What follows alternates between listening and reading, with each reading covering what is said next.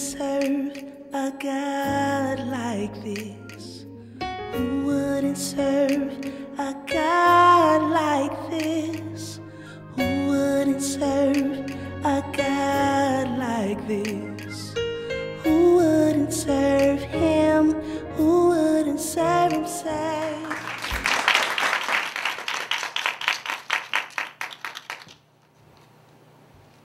Well, welcome to Feeding the Flock. I want you to take this opportunity to get your Bible and get your notebook and a writing instrument, and let us begin. In our last teaching session, we saw Jesus on his way to Calvary. There is no more going back and forth to the other side of the lake. When you read in Mark, you'll see that he would always say to his disciples, let us go over to the other side. Well, that season is over, and he has new marching orders. He is now on his way straight ahead to Calvary. The disciples will now be mentored and taught on his way to Calvary. He has little time to properly prepare the disciples. And there are some basic things that they still do not understand. Basic things that they do not understand. As a Christian, as followers of Christ, there are basic things that we must understand. Now, we may not understand the eschatological points in Revelation. We may not know some of those things. But the basic things of Matthew, Mark, Luke, and John, as Christians, we must understand. They have listened to his teachings and seen him move in great power, and still they do not know who he is. They do not know what he has come to do. Even when Peter said, "You are the Christ," he still does not understand that that includes a bloody cross. When Jesus lays it out for them, they are unable to grasp the concept. In other words, they struggle with it. They can't wrap their minds around, what do you mean you're going to be killed? You're going to, and then you're going to rise on the third day.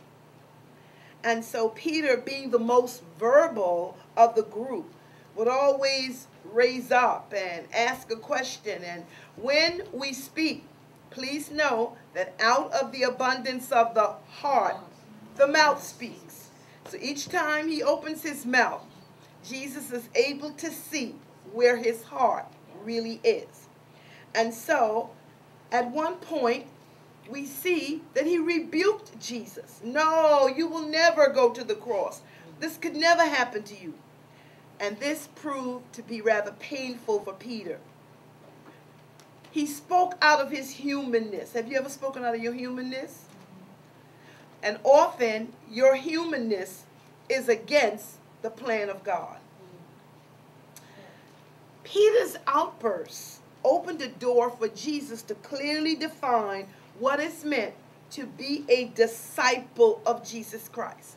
Many people can go to church for years and they still don't really know what it means to be a follower of Christ.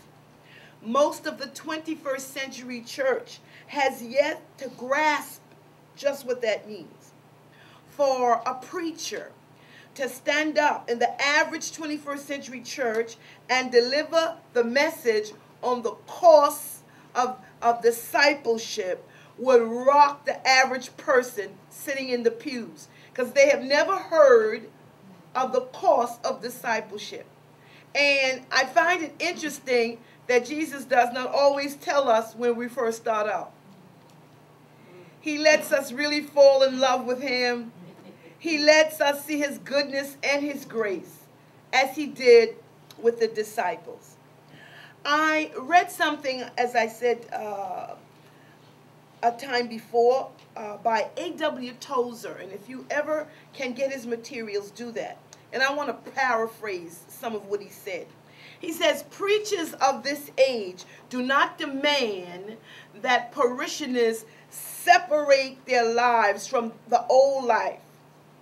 come out from among the old lifestyle before they can walk in the newness of life. People seem to think that you can continue to hold on to this and do this all at the same time. You see, if you were a part of the church in the first century, you were not a part of the world. Can you understand that? In other words, there was never a meeting place for the world and the church. They just couldn't come together in agreement. The sinners knew who the church folk were, and the church folk knew who the sinners were. Today, there's a lot of ambiguity. We are not quite sure who is who.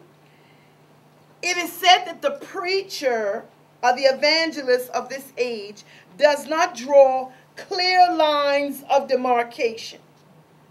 In other words, it seems as if we are afraid to say, this is black and this is white.